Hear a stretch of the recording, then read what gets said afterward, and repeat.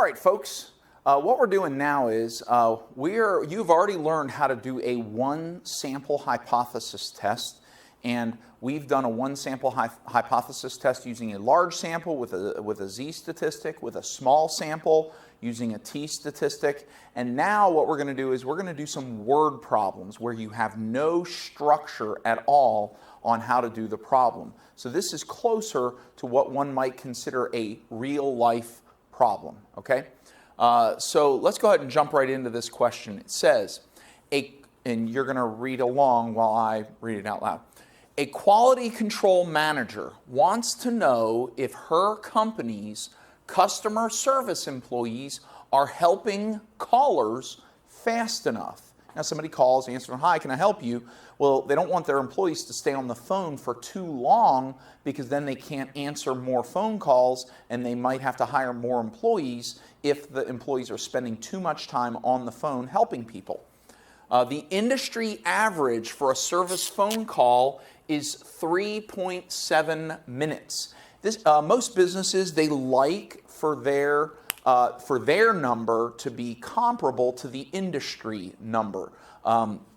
And so that's why oftentimes when you're doing research in a company, if you're trying to figure out something about your company to make it better, you might look at what is the industry average for that particular number. The industry average pretty much tells you what your population mean is being tested against, okay? So the industry average is 3.7 minutes. The manager takes a sample of 46 calls that were received last month. That sample has a mean call time of 3.9 minutes with a standard deviation of 0.9 minutes. She conducts a hypothesis test to determine whether her company's call time is too long, and she uses the significance level of 0.05.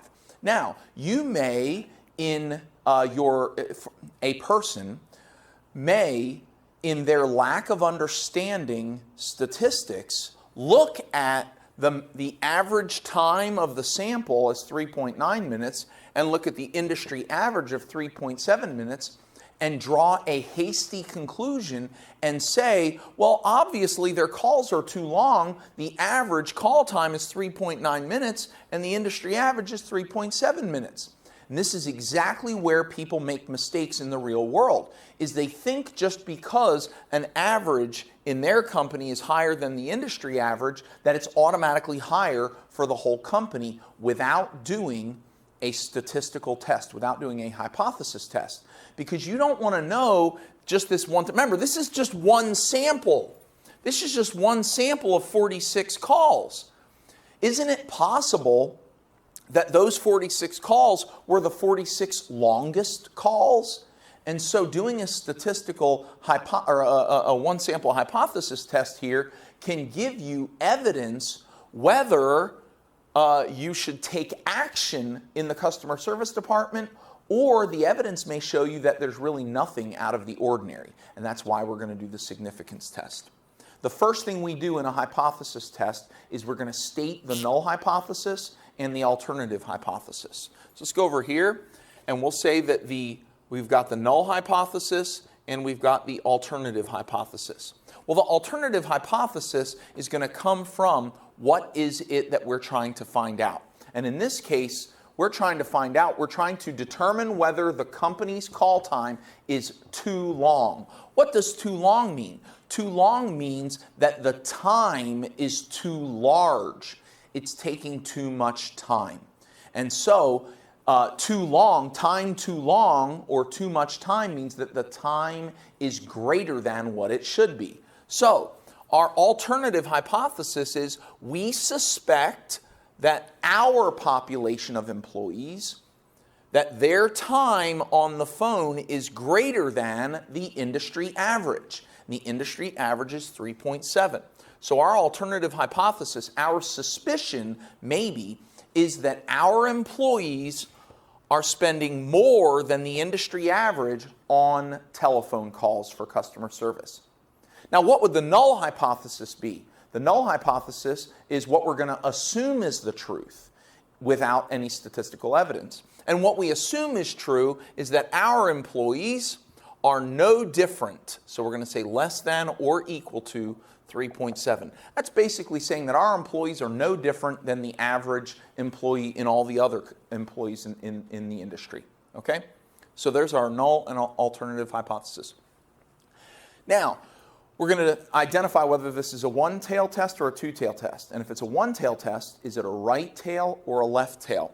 Well, that always comes from our alternative hypothesis. And since we're doing our alternative hypothesis is greater than, that means that that's a right tail test.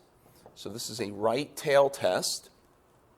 Now we want to identify the alpha value, the level of significance, and that's told to us. Alpha in this case is 0.05, and that's going to help us identify the p-value. Now, before we identify the p-value, I want to remind you that the way we identify the p-value is affected by whether it's a t-test or a z-test. So I'm going to, before I do the p-value, before I finish up this part, I want to go to the next part where we identify, is this a t-test or a z-test? And that's going to come from the size of the sample, okay, the sample size. And it says here, the manager takes a sample of 46 calls. That means that's what n is. The sample size is 46 because that's the number of calls. And remember, when the sample size is larger than 30, we can use the z statistic. So this is going to be a z-test. We're going to do a z-test. Now, when we use the z-table, okay, I want to remind you that when we use the z-table, if it's a right tail test, which is going to be over here, when we do a right tail test, we need to do 1 minus alpha to get the p-value. See what we're going to look up on here. And 1 minus 0.05 is 0.95. So we've got our significance level, we've got our p-value, we're doing a z-test. Next thing we're going to do is we're going to identify the critical z statistic. So z-crit, the critical z-value, which we find in the z-table from the p-value. So we're going to look up 0.95. Now actually we're going to look up 0.9500 because remember, the p-values in the z-table are 4 digits, right? So we're looking for the number closest to 0.9500. And I have a couple right here that are close. I have 0.9495 and I have 0.9505. Now, my 0.95 is exactly halfway between these two numbers.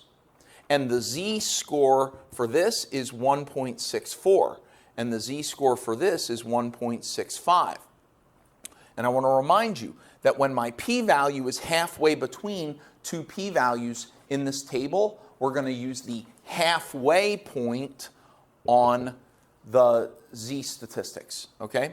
Or on the z-scores. So halfway between 1.64 and 1.65 is 1.645. And that is our critical our critical z value. So z crit is 1.645. All right, so we're good there. Now we can state our decision rule. And here's our decision rule. See this curve here? We're doing a right tail test. Our critical z value is 1.645, which we'll put on this diagram here. And here's what we're going to say. We are going to reject the null hypothesis if the z statistic that we calculate is over here, is on the right side of 1.645. That means larger than 1.645. So if our z value that we calculate is greater than 1.645, then we will reject the null hypothesis. Okay? It's no different than everything we've been doing for the past couple days. You've already practiced this a lot, so hopefully this is making sense to you. Now we're going to calculate the z statistic and make our decision. And in this case, Now, I want to remind you that the way we calculate the z-statistic is we take the sample mean minus the population mean and divide it by the standard deviation over the square root of the sample size. And in this particular situation, the sample mean will go into the problem here. That sample has a mean call time of 3.9. So we're going to put 3.9 minus the mu is always going to come from your hypothesis, 3.7.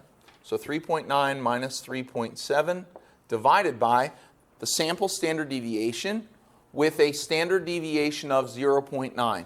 So I'm going to put 0.9 here divided by the square root of the sample size. Square root of, well, what is our sample size? Here's n. Our sample size is 46. Now this, all I have to do is plug it in a calculator. So I'm going to put parentheses around this, and I'm going to put parentheses around this, and I am going to grab a calculator over here. Okay. And so I'm going to key in parenthesis 3.9 minus 3.7, close parenthesis, divided by parenthesis 0.9 divided by the square root of 46. Close parenthesis, enter, and I get 1.507. I'm going to 3 decimal places here. I'm rounding to the third digit after the decimal point. 1.507. Now, that's my critical, or this is my z-statistic, and this is what I'm comparing to my decision rule, my critical z-value. Is this number larger than 1.645? It is not. It's not larger. Therefore, my decision is do not reject H sub O. And now let's answer the question. Well, there's no question, but the question she's asking is the call time too long? Well, because we're not rejecting the null hypothesis, the answer is no. The call times are not too long. This test, this simple test that she did, is giving her information so that if she winds up going into a meeting and someone else says, I feel like our phone calls, the customer service calls, have been too long. And then she can say, yeah, I thought that too. So I did an analysis, a data analysis, and I found that we're actually not that different. We're not really different from the industry average. So we're okay. Now, here's the thing though. It's very likely that, that if she wants to have a better argument for being normal, being kind of just like the industry, she may want to next month do this test again, take another sample of the calls from the previous month and then do this again. And if over and over and over again, if she keeps rejecting the null hypothesis, then she has lots of support for the conclusion that her company's call time is okay. It's just fine, okay? All right, let's do another example. All right, here's another situation. It says, the manager in charge of planning a city-sponsored marathon is concerned about the route used in last year's marathon. He wants to know whether it was too difficult or too easy of a path. The average finishing time for elite marathoners is 130 minutes. Now, I need to warn you about something. This is just an instructional video. I am not an expert on these numbers, so this is an example that I made, okay? These numbers may be completely incorrect or a little incorrect, so don't go using my word problem that I'm using for instruction. Don't use this information to make arguments with other people about what is true about marathon runners. If you want to understand the truth about marathon runners, it is your responsibility as a scientist to go find that information on your own and do the test yourself. This is just my example for instructional purposes. Don't use my instruction in statistics to break the rules of scientific inquiry, okay? All right, so this is just an example. The average finishing time for elite marathoners is 130 minutes.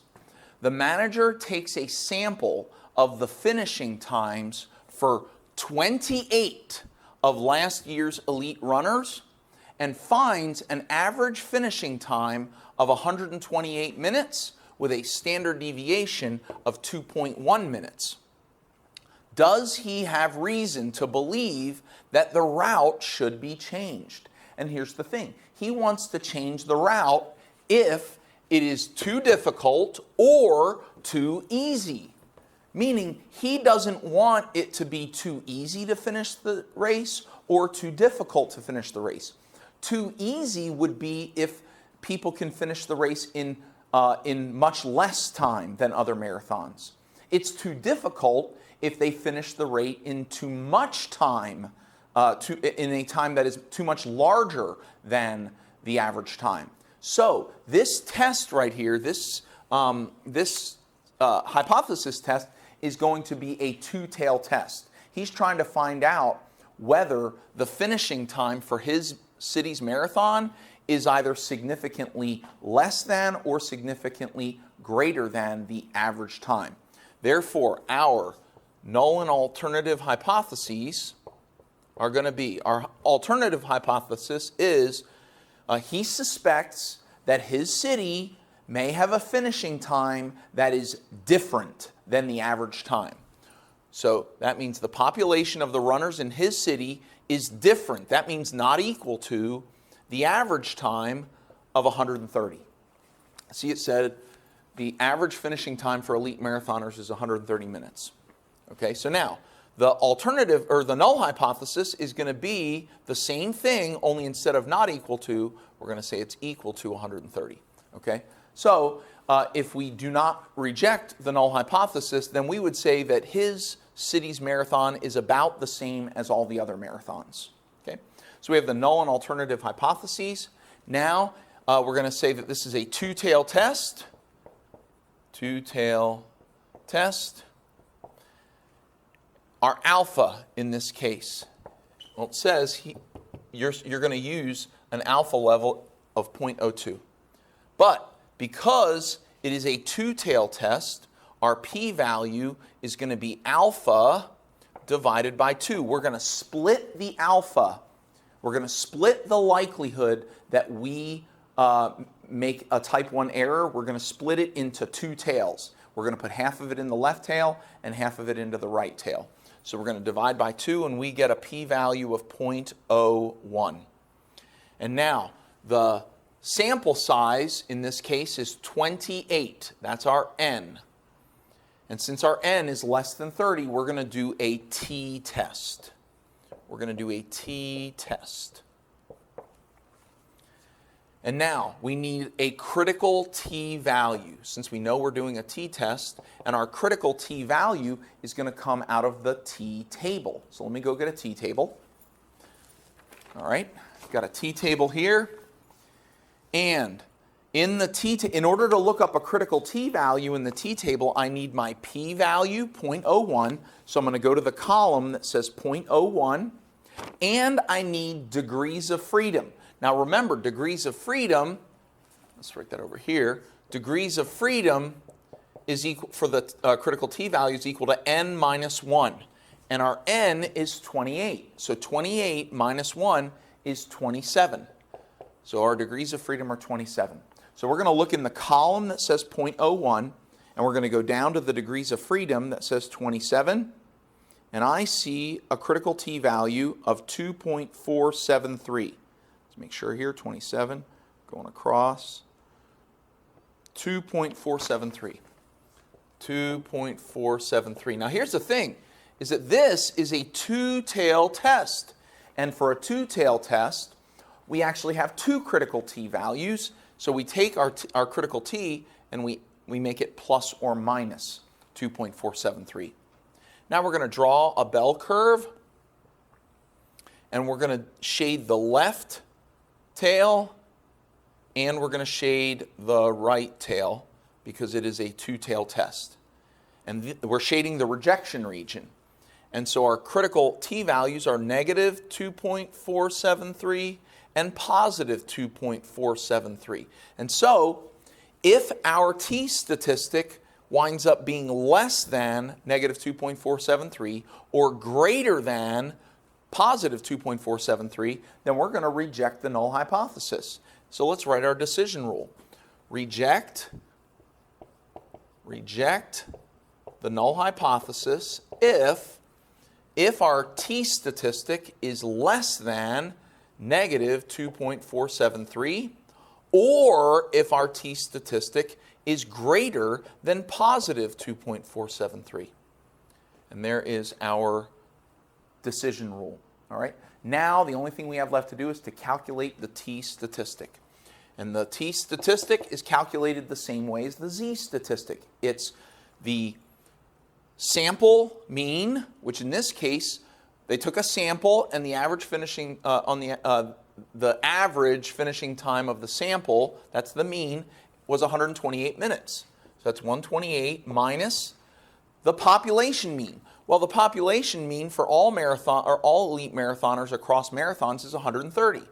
So 130 divided by the standard deviation, which in this case is 2.1, divided by the square root of the sample size. And the sample size is 28. And so we're going to put parentheses here, parentheses here. I only put the parentheses for instructional purposes. You do not have to put the parentheses there. But that's how I'm plugging it in the calculator. So I'm going to go parenthesis 128 minus 130, close parenthesis, divided by parenthesis 2.1, divided by the square root of 28, close parenthesis, press enter, and I get negative 5.0395. Now, I want to show you something here. It's negative 5.0395. I want to go to 3 decimal places, so it would be negative 5.039. But I'm rounding this number, and the next number is a 5, which tells you to round up. So the 9 is going to become a 10. Becoming a 10 means that we put a 0 here, and then we have to add the 3 plus the 1, so this actually becomes a 4. So it's actually negative 5.04. And so our t value, our t statistic, is negative 5.04. Compare that to the decision rule. Negative 5.04 is smaller than negative 2.473. So that is significantly smaller than the mean, than the population mean. So our decision is we are going to reject the null hypothesis. And the question says, does he have reason to believe that the route should be changed? Yes, he does have reason to believe. He has evidence that suggests that the marathon in his city is significantly different than the marathons in other cities, and therefore he may want to change the route to make it a little, well, in this case, a little more difficult, to increase the finish time just a little bit. And you may say, well, what do you mean? All marathons are 26.2 miles. And I'm going to be honest with you, I don't know much about marathons, so I could be completely and utterly off base on this. But I would think that there's a big difference between running a marathon in San Francisco with a bunch of hills versus running a marathon in Fort Lauderdale, Florida, where almost everything is very flat. Okay, so, running uphill, well, when I run uphill, it takes me a little more time than when I run on a flat surface. So maybe marathoners aren't like that. I don't know. But I don't really care about the situation. What I really care is whether you were able to do a statistics or a one sample hypothesis test, and whether you were able to do all the steps and conclude that you would reject the null hypothesis here, okay? All right, let's do one more example, and I think you would be good to go on this. All right, folks, here's our third example of a one sample hypothesis test. Now, I want to give a disclaimer right now about this question. Like the last couple questions, I made up this question myself. Therefore, the information and the data in here is made up by me and may be very inaccurate. And it could have possibly, if you read this incorrectly based on the data that I came up with, you may want to take this information and go argue with your friends and your family about what I put in this practice problem. And here's what I'm telling you, is the reason I made up this problem is so that you can practice how to do a one sample hypothesis test. Not so that you can go argue with people over the details of my word problem. This is a made-up problem, and so if you want to go argue with people over the content of this problem, you need to go do your own scientific hypothesis test. You need to gather your own data, you need to frame your own hypothesis, you need to calculate your own test statistic, and then you need to get your own results. Okay, this is not official research that I have done. This is not official research that someone else has done. It is a made-up problem for the purposes of learning how to do a one-sample hypothesis test. Okay? All right, so let's get started. A researcher of fuel efficiency suspects gasoline with ethanol causes a particular vehicle to get lower gas mileage. The average gas mileage for that car model using non-ethanol gasoline is 30 miles per gallon. The researcher takes a sample of the vehicle's mileage while using gasoline with 10% ethanol over 17 fills of the tank and finds the average mileage for each tank is 28.2 miles per gallon with a standard deviation of 3.2 miles per gallon. Does the data indicate that using ethanol gasoline results in lower fuel efficiency? Use the level of significance 0.025.